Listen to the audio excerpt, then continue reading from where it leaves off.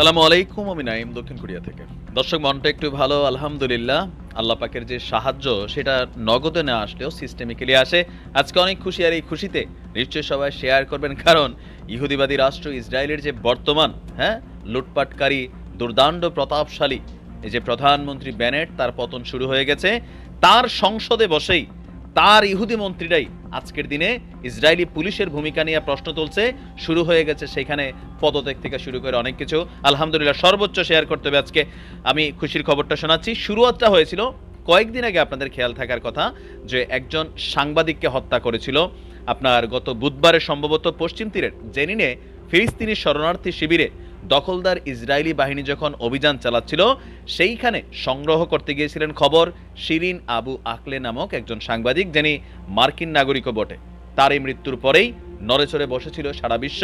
Israeli দখলদার বাহিনীর নির্ভর, তারপর হচ্ছে বর্বর অত্যাচারের চিত্র সারা পৃথিবীর সামনে। আর তারই অ্যাকশন দেখেন, আল্লাহ পাক হেদায়েত করছে এক ইহুদি মন্ত্রীরে। দর্শক, সেই আবু আকলেকে যখন দাফন করতে গিয়েছিল, দাফন করার দিন জানেন সেখানে আরেকটা ঘটনা ছিল, আমি নিউজটা করি নাই। সাধারণ মুসলমানরাও সেখানে অংশগ্রহণ করছে, ইহুদিরাও করছে। তিনি যেহেতু খ্রিস্টান ছিলেন, খ্রিস্টানরাও সেখানে গেছে। কিন্তু সেই লাস্ট শোভাযাত্রা বলে না, কি বলা হয় যেটারে, মুর্দা নিয়ে যে যাত্রা হয়, যাই হোক, সেইখানে পুলিশ এসে পিটাইছে, সেনাবাহিনী মারছিল সাধারণ মানুষকে। আর এইখান থেকেই দ্বিতীয় সূত্রপাতটা শুরু হয়েছে। ফিলিস্তিনি বংশোদ্ভূত এই মার্কিন নাগরিকের মরদেহ চার্চে নেওয়ার পথে পুলিশ এবং সেনাবাহিনীর কঠিন লাঠিচার্জ, স্টান গ্রেনেড ও কাঁদানে গ্যাস নিক্ষেপের ঘটনায় আপনার পাশাপাশি ফিলিস্তিনিদের উপরে অন্যায় অত্যাচারের কারণে, উস্কানিমূলক অ্যাক্টিভিটিজের কারণে ইসরায়েলের এক মন্ত্রী দেশটি পুলিশ ও সেনাবাহিনীর আচরণ সম্পর্কে তীব্র ক্ষোভ জানিয়েছেন। দেশটির আঞ্চলিক সহযোগিতা বিষয়ক মন্ত্রী এসাবি ফ্রেজ, তিনি আপনার এক টুইট বার্তায় ইসরায়েলি পুলিশের কঠোর সমালোচনার পাশাপাশি সংসদীয় বিষয়টি নিয়ে ক্ষোভ প্রকাশ করেছেন। ফ্রেজ বলেন, শোকাহত মানুষদের উপর হামলা করে পুলিশ অত্যন্ত গর্হিত কাজ করেছে। এটা নিন্দনীয় এবং লজ্জাকর ব্যাপার। ইসরায়েলি পার্লামেন্ট নেসেটের এই আবর সদস্য আরও বলেন, শুক্রবার অকারণে আপনার কি বলা হয় যে পুলিশ এই ধরনের উস্কানিমূলক আচরণ করেছে। শোকার্ত মানুষ এবং নির্যাতিত মানুষের প্রতি সামান্য শ্রদ্ধাবোধ তারা দেখায়নি। উল্লেখ্য, ইসরায়েলি পুলিশের এই বর্বর আচরণে জাতিসংঘ, ইউরোপীয় ইউনিয়ন এবং কি ইসরায়েলের সবচেয়ে ঘনিষ্ঠ মিত্র যুক্তরাষ্ট্র, তারাও কিন্তু তীব্র নিন্দা জানিয়েছিল। এই যখন অবস্থা, তীব্র আন্দোলন সারা পৃথিবীতে, সাংবাদিক ফোরাম থেকে সবাই যখন ইসরায়েলের এই যে আসল চরিত্র প্রকাশ শুরু করছে, টেনশনে আছে কে? ইসরায়েলের প্রধানমন্ত্রী। ইসরায়েলের ভবিষ্যৎ নিয়ে উদ্বেগ প্রকাশ করেছেন প্রধানমন্ত্রী নাফতালি বেনেট।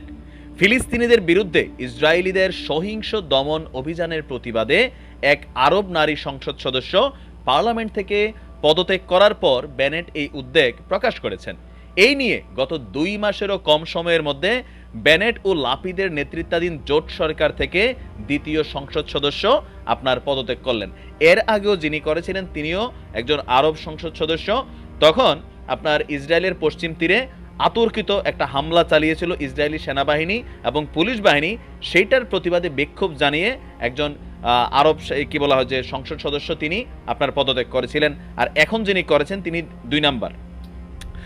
নাফতালি বেনেট নিজের অফিসিয়াল টুইটার পেজে দেওয়া এক বিবৃতিতে বলেছেন, আপাতকালীন সরকার গঠন ছিল একটি কঠিন কাজ, কিন্তু দেশের ভবিষ্যৎ এখন বিপদের মুখে রয়েছে।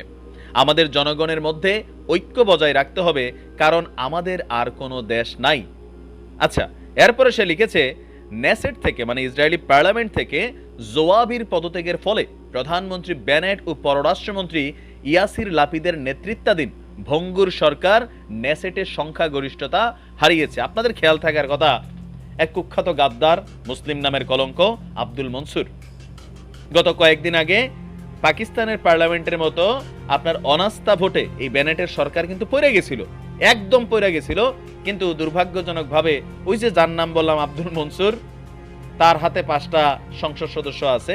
সে এই 5টা সংসদ সদস্য নিয়ে ইসরায়েলিদের টাকা টোকা খাইয়া সে ধরেন এই সরকারকে সমর্থন দেওয়ার কারণে নাফতালি বেনেট এখন পর্যন্ত প্রধানমন্ত্রী আছেন, নয়তো তার ক্ষমতা হারানোর আজকে 14 থেকে 15 দিন ছিল।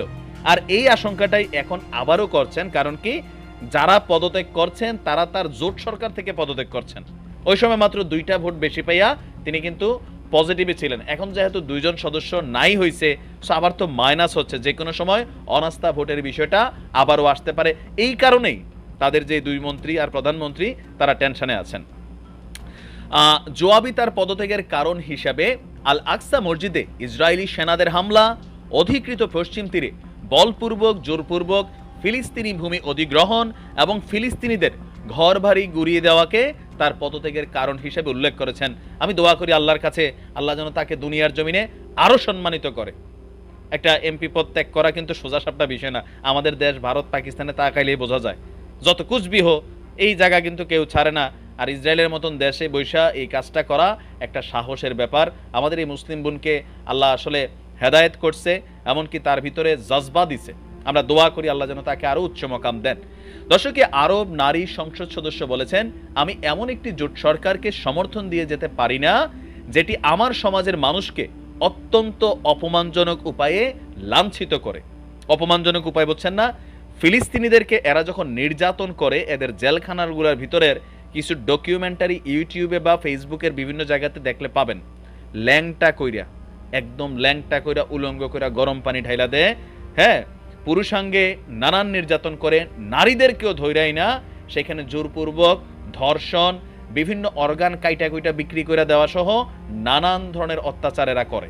সো এখানে অনেক ডকুমেন্টারি আছে, যারা এগুলো জানেন তারা জানেন, যারা জানেন না দেখে নেবেন। যার কারণে এই সংসদ সদস্য কিন্তু বলেছেন যে অত্যন্ত অপমানজনক উপায়ে লাঞ্ছিত করে। পিতার সামনে কন্যাকে মানে ল্যাংটা করে ফেলা হয়, পুত্রের সামনে পিতাকে ল্যাংটা করে অত্যাচার করে, এমন বর্বর জাহেল এই ইহুদি জাতির ভিতরে কিছু লোক আছে। সবাই না, আপনি বিশ্বাস করেন ইসরায়েলের আপামর জনতা কিন্তু এই মেন্টালিটিতে নাই। আমি অনেক সময় প্রটেস্ট দেখি বেনেটের বিরুদ্ধে, ফিলিস্তিনি আক্রমণগুলো হলে ইসরায়েলের বিরুদ্ধেও একটা কিন্তু প্রতিবাদ হয়। তাদের দেশের ভিতরে কিছু অংশের মানুষ আছে এগুলা পছন্দ করে না। ফিলিস্তিনের প্রতিরোধ সংগ্রামীরা বহুদিন ধরে বলে আসছেন অবৈধ ইহুদিবাদী ইসরায়েলের ধ্বংস অনিবার্য। সম্প্রতি হামাস নেতা খালেদ মিশাল বলেছেন ইসরায়েল ধ্বংসের কাউন্টডাউন বা উল্টা গণনা শুরু হয়ে গেছে। আর এবার খোদ ইসরায়েলের প্রধানমন্ত্রী তার অবৈধ রাষ্ট্রের ভবিষ্যৎ নিয়ে উদ্বেগ প্রকাশ করেছেন, কারণ সে বুঝতে পারছে তার সরকারের প্রতি যে ইসরায়েলের জনগণের আস্থা সেটা নষ্ট হয়ে গেছে। অতীতের অন্যান্য সময়ে নির্যাতন হয়েছে একটা লেভেলে, বাট বর্তমানে বেনেট সে বুঝাইতে চাইছে সে কট্টর ইহুদি, কট্টর সে ইসলাম বিরোধী। এমনকি তার যে মন্ত্রিসভার যে মিত্ররা সবাই যে একই রকম তা না, হইলে তো এই যে একজনের নাম বললাম একজন ইহুদি, বাকি আরব সদস্যরা, এমনকি তাদের ভিতরে দেশে থাকা প্রটেস্ট, এগুলো প্রমাণ করে যে সেই দেশের সকল ইহুদি খারাপ না। বিশ্ব এখন চেঞ্জ হচ্ছে, এক ধর্ম অন্য ধর্মের প্রতি এই ধরনের সহিংস সাম্প্রদায়িক মেন্টালিটি নিয়ে কিন্তু চলে না। যাই হোক, আল্লাহর কাছে শুকরিয়া, অন্তত যেমনিই হোক এই ধ্বংসের শুরু হয়েছে, খুব শীঘ্রই এই সরকারের হয়তো পতন হবে, সেই শুভ দিনের আশায় আজকের মতো বিদায়। আসসালামু আলাইকুম।